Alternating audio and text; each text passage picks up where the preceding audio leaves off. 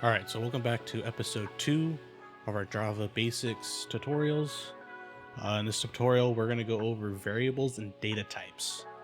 So to get started, let's go to new, let's create a new Java class. We're just going to call this episode 2. Let's just forget, we don't have to really worry about that.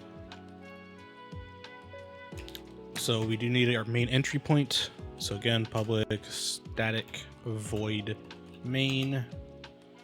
And then we'll initialize that with a string, args, an array of arguments. All right.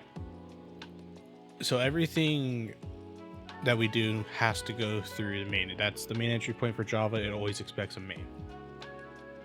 So declaring variables, we have a couple of different variables. Let's start with integer types. So we'll do int age.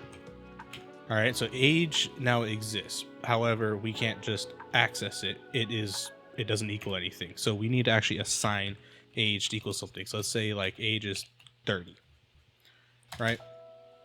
So now if we do like system.out.println age, all right, and we run this,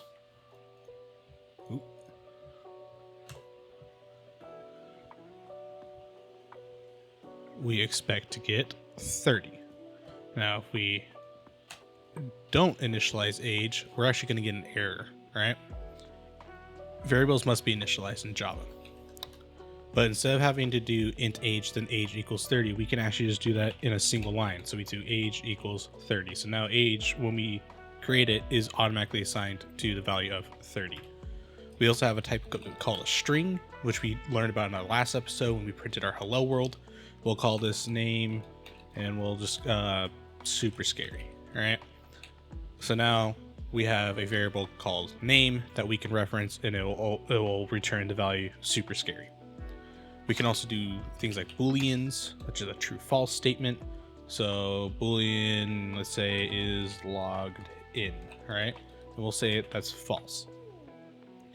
We can declare and assign in one line. Notice string isn't primitive, it's an object. All right.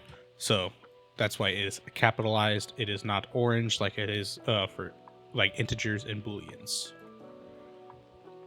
In Java, we also have many other primitive types. We have something called a byte, which is a really small number. So such as like byte small num would equal like 100. We also have a short, which is like a medium size. It's bigger than a byte, but not quite, like a long, which we'll get to in just a moment here.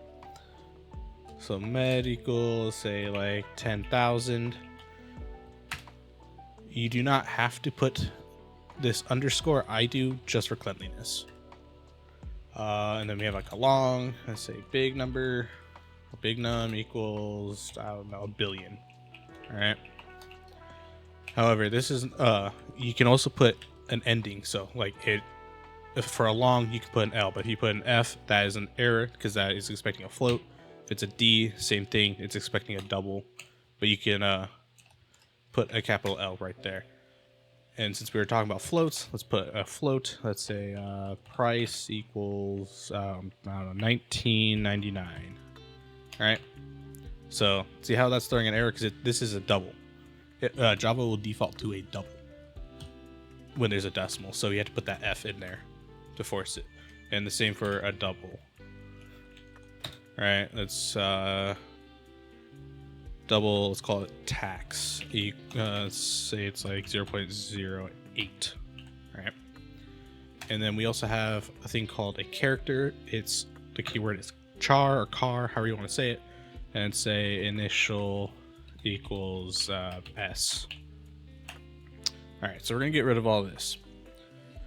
So I'm gonna do like say int x equals 5.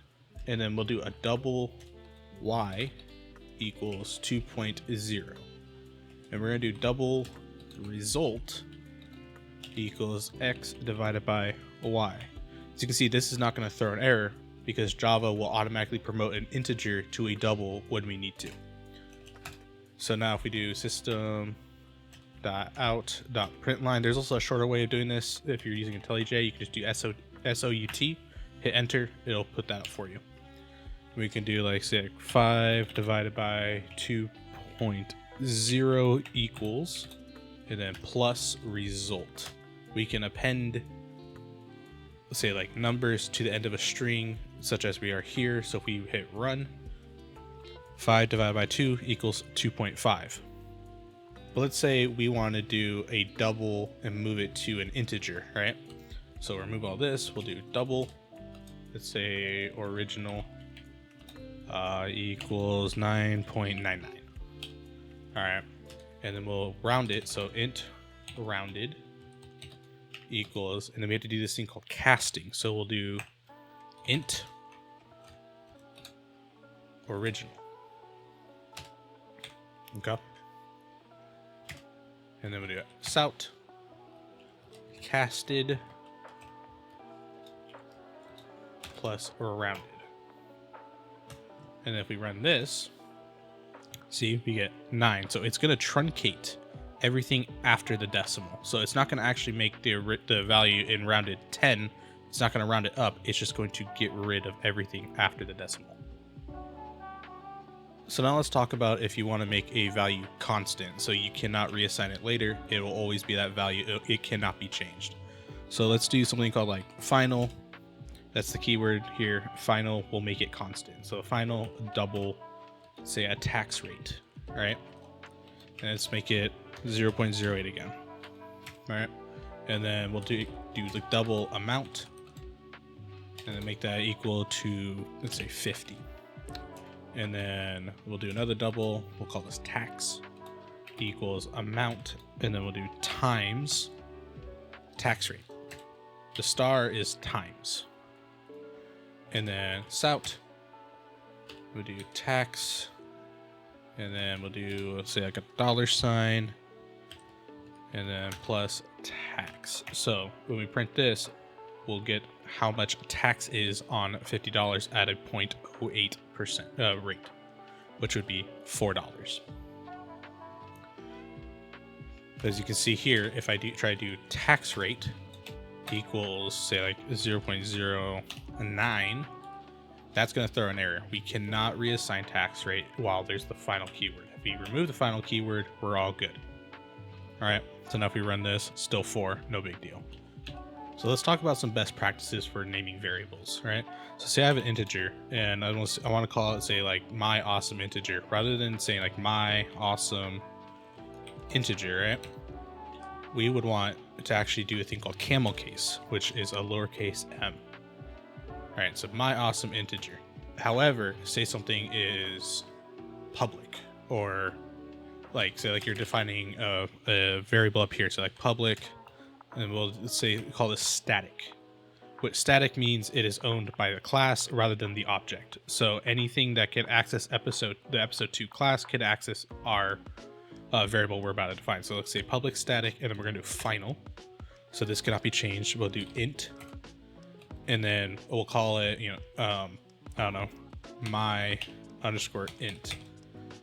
So in this case, we put this in all capitals with it, and then underscore it, which is like upper snake case. All right, and we'll do 10 or 20. All right.